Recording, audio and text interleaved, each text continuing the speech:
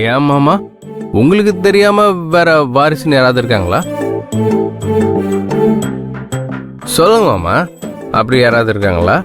இருக்கான் மாப்பிள்ள, அப்படி ஒருத்தன் இருக்கான். யார் மாமா அது?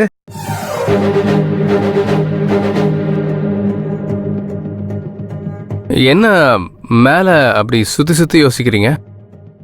அப்படி யார் இருக்காங்க? இந்த ரகசியத்தை சொல்ல போய் நம்ம குடும்ப விவகாரம் தெரிஞ்சு மாப்பிள்ள பொண்ணு வேண்டான்னு சொல்லிட்டாருன்னா அப்புறம் ரங்கநாயகி என்ன கட்டி வச்சு கொளுத்திடுவா. யார் மாமா? அது நான். நீங்களா? நோ, நான் இல்ல. இந்த ராஜசிங்கம் பெத்த குட்டி சிங்கம் கதிர் இருக்கான்ல, அவன் தான். அப்போ தாத்தா பாட்டி பேர்ல தான் எல்லா சொத்தும் இருக்கு. அத உடனே எல்லாம் நம்ம பேருக்கு மாத்த முடியாது.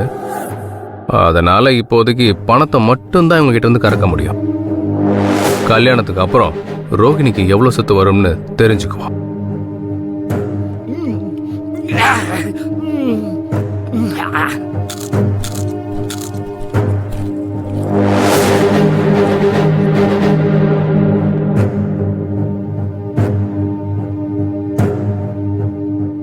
மாமா, எஸ், நான் தான் மாப்பிள்ள. இன்னொரு விஷயம் உங்ககிட்ட கேட்பேன், நீங்க தப்பா எடுத்துக்கூடாது. நீங்க கேட்கலன்னா தான் நான் தப்பா நினைச்சுப்பேன். என்ன கேள்வி மாப்பிள்ள இது? Ask me. வேற ஒன்றும் இல்லை மாமா.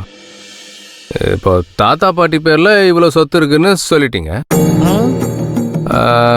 இப்போ எப்படி இருந்தாலும் இந்த 4 பேருக்கு தான் தாத்தா சொத்தை கொடுக்க போறாரு. அப்படி இருக்கும்போது ஒவ்வொருத்தருக்கும் சுமார் எவ்வளவு கொடுப்பாரு?